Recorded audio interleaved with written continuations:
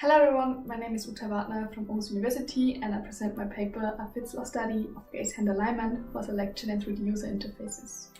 Imagine you're in a slightly dark living room and you can switch on a lamp with a slight movement of your hand. Or you can get fresh toast from the toaster just by looking at it and interacting with it with a slight hand movement. After all, object selection is one of the most important tasks for interacting in 3D environments in augmented, virtual and mixed reality.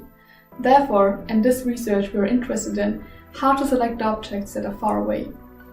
With a controller, this is very easy, as you can easily point and click a button. However, it requires the user to always have a controller with them. In contrast, gestures can be used anytime and are natural. However, it's challenging when interacting out of reach. We are therefore interested in exploring how gaze, that naturally points to a target of interest, can be integrated to enhance mental pointing. So in prior work, these several techniques have been proposed to allow interactions over distance by gesture and gaze. The Handray is a gesture technique commonly used for HoloLens 2 and Quest 2, where the hand points and a pinch gesture confirms the selection. However, this can lead to fatigue over the time when gesturing a lot. Another category of technique are image plane techniques, such as head crusher. Here, the user has a cursor between the index finger and the thumb, which the target can be selected by pointing perspective, and the selection is confirmed by pinch gesture. However, the technique also requires a lot of gesturing. There are also multimodal techniques, such as gaze and pinch. Here the user points with their eyes and confirmed by pinch gesture. This reduces the physical movement, but also decouples the hand from the target. So in this work we focus on a novel interaction concept called gaze-hand alignment. This work has been recently introduced by Lystbæk et al. And instead of pinch gestures to confirm a selection, it uses alignment of the two modalities to confirm.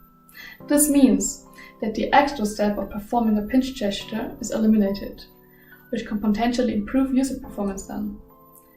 Two concrete techniques are proposed. So here we have Gaze&Handray. You already select an object by looking at the target with a gaze ray. You also have a hand ray, and when both rays are on the target, an alignment happens and the selection is confirmed. The other technique is called Gaze&Finger. The pointing is again done by looking at an object, and the selection is confirmed by an alignment. So bringing the index finger into the line of your gaze while looking at the object. However, with the Gaze&Finger technique, the parallax problem is particularly pronounced, as this is an image plane technique, and when you're looking at an object or target which is far away, and another object, such as the finger in the Gaze-Finger technique, comes into the field of view, then it happens that the finger appears twice. So in this work we examined 5 techniques. So comparing Gaze&Finger and head crusher, we can see that both count as image plane techniques. And for both, the parallax effect is more pronounced. This means that you see your finger or cursor twice, and the objects are placed at a distance. When comparing Gaze&Handray and Handray together, the difference is that with Gaze&Handray, the target is already selected with the eyes before the user moves the hand. Whereas with the Handray, you need to move the hand at first and then do a pinch gesture for confirmation. When comparing Gaze&Handray with Gaze&Pinch, these techniques are similar in pointing, but they differ in the confirmation step. While only an alignment is required for the confirmation with Gaze&Handray, a pinch gesture must be performed with Gaze&Pinch. So our study includes 4 research questions. The first one, how does multimodal gaze-assisted techniques compare to manual techniques regarding selection efficiency? The second one is called, how does the new Gaze-Handray technique compare to other gaze and manual techniques, like the Gaze&Pinch one? The third research question is called, how does varying target depth affect the user? And the fourth and last one, how does varying target amplitude affect the user performance? So as you can see here, we conducted a Fitzler user study to predict and measure how long users would take and how accurate they were with each technique. Overall, the users had to select, with all the 5 techniques, 11 targets arranged in a circle shape, in 3 different depths and 3 different distances. The W is the target size. We decided to have 3 degrees because we figured out that the size is big enough to select it with the eyes. So the study design was therefore within subject design with 20 participants who had to select 11 targets using the techniques already presented with a size of 3 degrees. We used the HoloLens and the MRTK package for that. So the following independent variables were 3 depths, 3 amplitudes, and 5 techniques. So for dependent variables, we had throughput, which combines speed and accuracy in performing the target acquisition task, hand movement, error rate, effective whip, and nasal-italics. So now let's look into the results. So how do multimodal gaze-assisted techniques compare to the other techniques? As can be seen here, all the gaze-based techniques achieved higher throughput than the manual techniques. So with regard to the error rate, it's clearly evident that the head crusher technique is very error-prone. Since head crusher is also an image plane technique, these results indicate that the technique was error-prone due to parallax, because the cursor was visible twice and thus selection became a challenge for the user.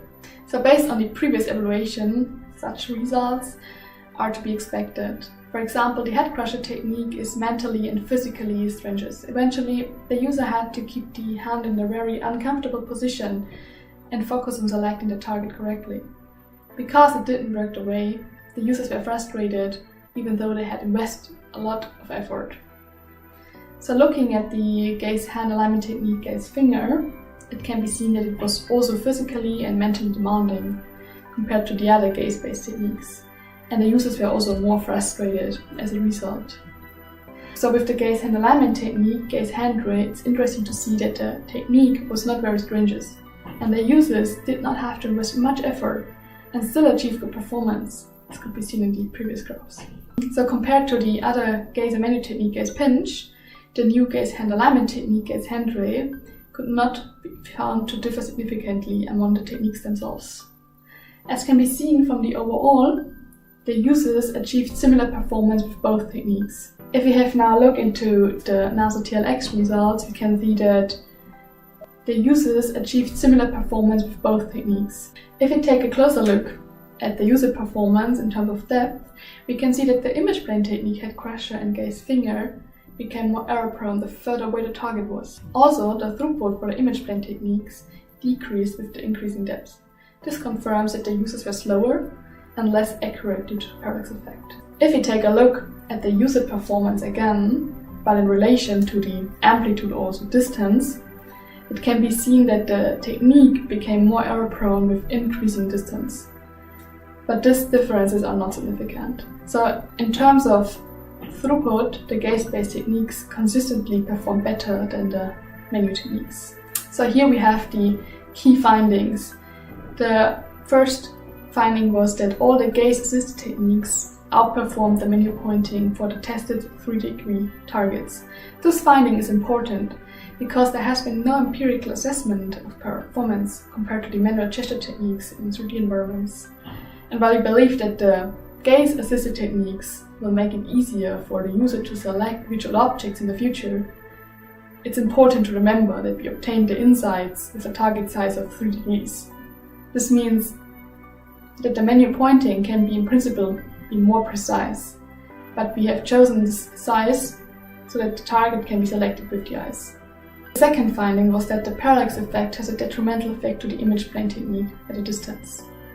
Using our study results, we have been able to prove that the image plane technique are more prone to parallax issues. While the gaze-finger technique is fast and easy to use for short depths, distance objects also cause double images. The third finding was that the novel technique Gaze&Handray led to higher performance. And this is a surprising result for us, because in the previous work this wasn't the case. But we enhanced the technique itself, and so we speculate that this might be the reason that the users perceived the technique as easy and quick to use. And the last finding is that the head crusher technique, which is a traditional image plane technique, led to the lowest performance and least user preference.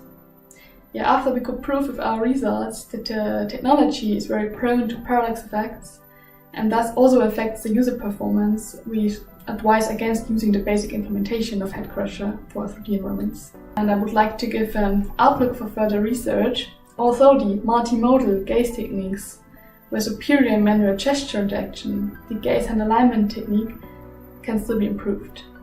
There are also some unanswered questions like how the object can be manipulated with gaze and alignment techniques, or how even smaller targets can be selected. This brings me to the end of my presentation, and thank you very much for your attention.